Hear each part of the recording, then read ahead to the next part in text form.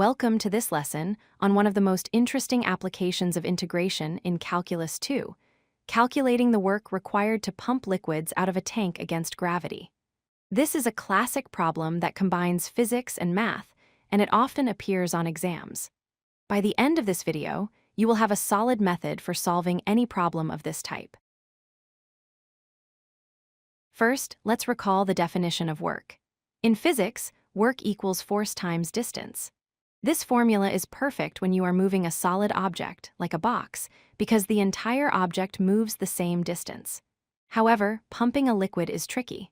The water at the top of the tank only needs to be lifted a short distance to get out, while the water at the bottom has to be lifted the entire height of the tank.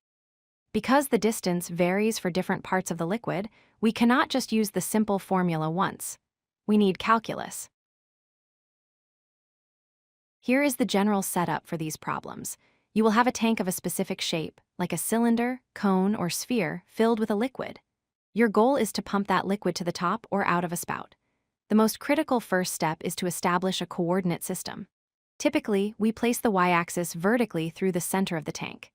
You can choose y equals 0 to be at the bottom of the tank or at the top, but sticking to one convention, like 0 at the bottom, helps avoid confusion. To solve the problem of variable distance, we use the slicing strategy. Imagine slicing the column of water into infinitely thin horizontal layers. For a single thin layer, every drop of water in that slice is at approximately the same height. This means we can treat that single slice like a solid object that moves a specific distance. This allows us to calculate the work for just that one slice. Let's analyze a single arbitrary slice at height y first. We need to find its volume. The slice is usually a thin disk or rectangle with thickness delta y or di.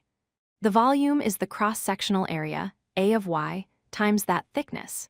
Your job in specific problems will be to find the formula for this area based on the shape of the tank, using geometry. Once we have the volume, we need to find the force required to lift it. This force is simply the weight of the slice. We start with density. Mass equals density times volume. Then, force equals mass times gravity. So the force acting on our thin slice is the density ρ times gravity g times the area A of y times the thickness di. In many problems, ρ times g is given as a single value called weight density. Next, we determine how far this specific slice must travel. If the exit is at a height h and our slice is at height y, then the distance it needs to be lifted is simply h minus y. It is important to look at the diagram carefully.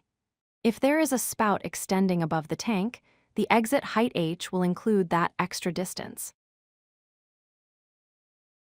Now we have both parts of our work formula. The force is the weight of the slice, and the distance is h minus y. Multiplying them together gives us the work delta W required to lift just that one tiny slice. As you can see, we have built a formula that depends on the variable y.